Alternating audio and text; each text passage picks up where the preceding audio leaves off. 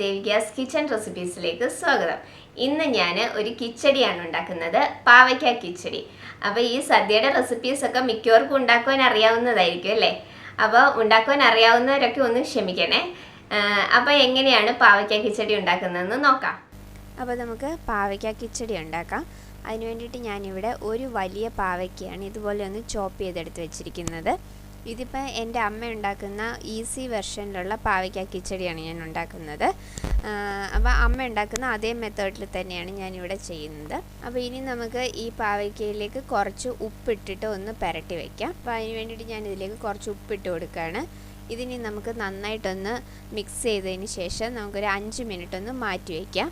അത് കഴിഞ്ഞിട്ട് ഇതിൽ നിന്ന് കുറച്ച് വെള്ളം ഊറി വരും. എന്നിട്ട് നമുക്കത് പിഴിഞ്ഞ് കളയണം. അപ്പോൾ ഇങ്ങനെ ചെയ്യുകയാണെന്നുണ്ടെങ്കിൽ ഈ പാവയ്ക്കയുടെ കയ്പൊരിത്തിരി കുറഞ്ഞു നിൽക്കും. അപ്പോൾ ഇതിപ്പം പച്ച കളറിലുള്ള പാവയ്ക്ക ആയതുകൊണ്ട് ഇതിന് നമ്മുടെ നാട്ടിൽ കിട്ടുന്ന വെള്ള പാവയ്ക്കയെക്കാട്ടിലും കുറച്ചും കൂടെ കയ്പ് കൂടുതലായിരിക്കും. അപ്പോൾ ഇങ്ങനെ ഒന്ന് പിഴിഞ്ഞെടുത്തിട്ട് കളയുകയാണെങ്കിൽ ഇത്തിരി കയ്പൊന്ന് കുറഞ്ഞു കിട്ടും. അതുകൊണ്ടാണ്. അപ്പോൾ ഇതിനി ഒരു 5 മിനിറ്റ് ഇങ്ങനെ ഇരിക്കട്ടെ. ഇപ്പോൾ ഒരു 5 മിനിറ്റ് കഴിഞ്ഞിട്ടുണ്ട്. ഇനി നമുക്കിത് നന്നായിട്ടൊന്ന് പിഴിഞ്ഞെടുക്കാം.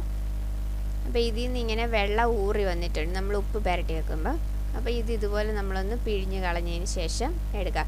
അപ്പോൾ ഇങ്ങനെ പിഴിഞ്ഞ് കളയുന്നുണ്ടെ ഇതിൻ്റെ കയ്പും ഇത്തിരി കുറഞ്ഞിരിക്കും. ഇതിനി നമുക്ക് ഒന്ന് ഫ്രൈ ചെയ്തെടുക്കണം. അപ്പോൾ പെട്ടെന്ന് തന്നെ ഫ്രൈ ആയി കിട്ടുകയും ചെയ്യും.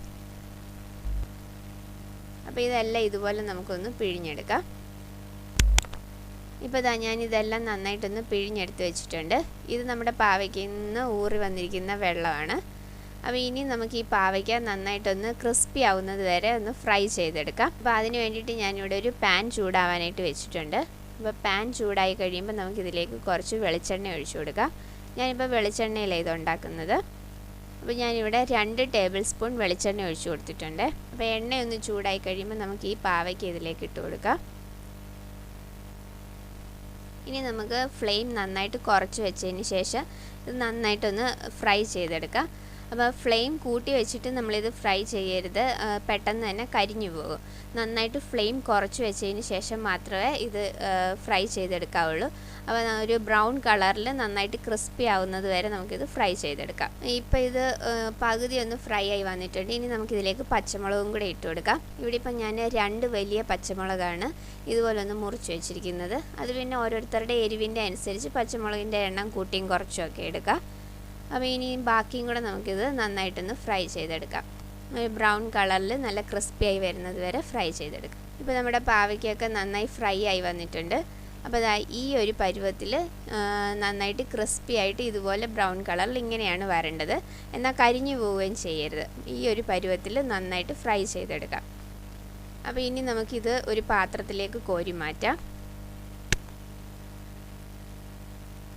അപ്പോൾ ഞാനിത് പാത്രത്തിലേക്കെല്ലാം മാറ്റിയിട്ടുണ്ട്. ഇതിനി നന്നായിട്ട് ചൂട് മാറിയതിന് ശേഷം വേണം നമുക്ക് തൈരിൻ്റെ കൂട്ടത്തിലിട്ട് മിക്സ് ചെയ്യാനായിട്ട്. അപ്പോൾ ഇതിനി ഒന്ന് ചൂട് മാറട്ടെ. അപ്പോൾ ഇനി നമുക്ക് തൈരൊന്ന് ഉടച്ചെടുക്കാം. അപ്പോൾ ഞാനിവിടെ 1 കപ്പ് നല്ല കട്ട തൈരാണ് എടുത്തിരിക്കുന്നത്. ഇതിനെയും കട്ടകളൊക്കെ നന്നായിട്ടൊന്ന് ഉടച്ച് മാറ്റിയെടുക്കാം. ഇതിപ്പോൾ നമുക്ക് മിക്സിയുടെ ജാറിലിട്ട് അടിച്ചെടുക്കേണ്ട, അന്നേരം ഒരുപാടങ്ങ് ലൂസായി പോകും. അപ്പോൾ ഇതുപോലെ ഒന്ന് കട്ടകൾ ഉടച്ചെടുത്താൽ മതി. അപ്പോൾ ഞാനിതിലേക്ക് തേങ്ങ അരച്ച് ചേർക്കുന്നില്ല. അപ്പോൾ അതുകൊണ്ട് തന്നെ കുറച്ച് തിക്കായിട്ടാണ് നമുക്ക് വേണ്ടത്. അപ്പോൾ അതുകൊണ്ട് ഇതുപോലെ കട്ടകളൊന്ന് ഉടച്ചെടുത്താൽ മതി. ഇനി ഇതിലേക്ക് നമ്മൾ ഫ്രൈ ചെയ്ത് വെച്ചിരിക്കുന്ന പാവയ്ക്കയും കൂടെ ചേർത്ത് കൊടുക്കാം. അപ്പോൾ പാവയ്ക്കയും കൂടി ഇതിലേക്ക് ഇട്ടിട്ട് നന്നായിട്ട് ഇതൊന്ന് മിക്സ് ചെയ്തെടുക്കാം. ഇതിപ്പോൾ ഈസി വെർഷനിലുള്ള പാവയ്ക്ക കിച്ചടി ആയതുകൊണ്ടാണ് ഞാൻ ഇതിലേക്ക് തേങ്ങ അരച്ച് ചേർക്കാത്തത്.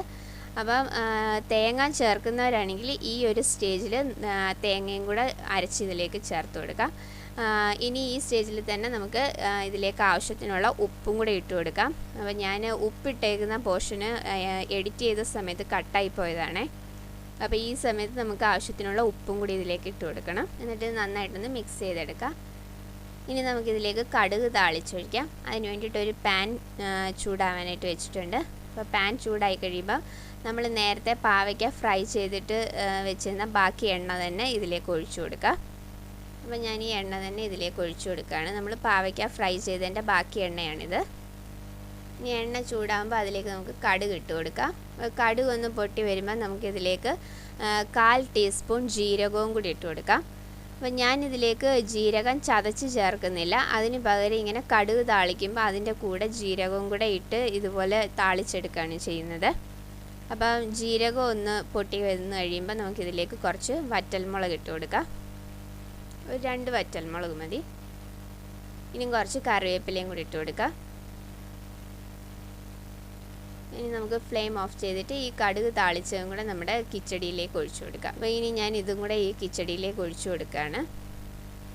ഇതിപ്പോൾ നമ്മൾ ആദ്യം പാവയ്ക്ക ഫ്രൈ ചെയ്ത് ആ എണ്ണ ആയതുകൊണ്ടാണ് ഈ ഒരു കളറിലിരിക്കുന്നത്.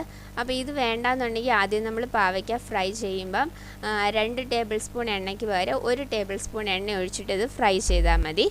എന്നിട്ട് കടുക് താളിക്കാൻ നമ്മൾ വേറെ എണ്ണ എടുത്താൽ മതി. അപ്പോൾ ഞാൻ അതേ എണ്ണ തന്നെ ആണ് എടുത്തിരിക്കുന്നത്, അതുകൊണ്ടാണ് ഈ ഒരു കളറിലിരിക്കുന്നത്. അപ്പോൾ ഇനി നമുക്ക് നന്നായിട്ട് ഇതൊന്ന് മിക്സ് ചെയ്തെടുക്കാം. അപ്പോൾ ഇത്രയേ ഉള്ളൂ നമ്മളുടെ പാവയ്ക്ക കിച്ചടി. നല്ല ഈസി ആയിട്ട് ഉണ്ടാക്കാൻ പറ്റിയതാണ്, അതുപോലെ നല്ല ടേസ്റ്റി ആയിട്ടുള്ളതാണ്. അപ്പോൾ നമ്മൾ ആദ്യം പാവയ്ക്കയിൽ ഉപ്പിട്ടിട്ട് അതൊന്ന് പിഴിഞ്ഞെടുക്കുന്നത് കാരണം അതിൻ്റെ കയ്പും കുറവായിട്ടിരിക്കും.